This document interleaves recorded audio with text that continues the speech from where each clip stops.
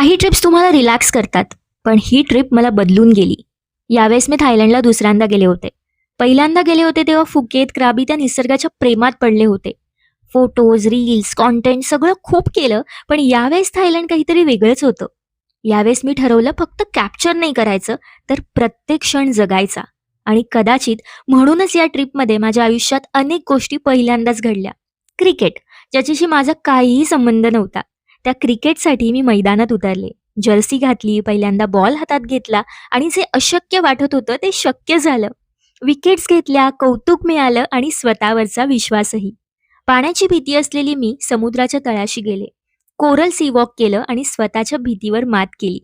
उंचीची भीती असूनही पॅरासेलिंग केलं आणि तेव्हा मला खरंच जाणवलं की भीती संपत नाही, पण आपण तिच्यापेक्षा मोठं होऊ शकतो. यावेळेस माझ्या हातात फोन कमी होता, पण आयुष्यातले बेस्ट मोमेंट्स जास्त होते.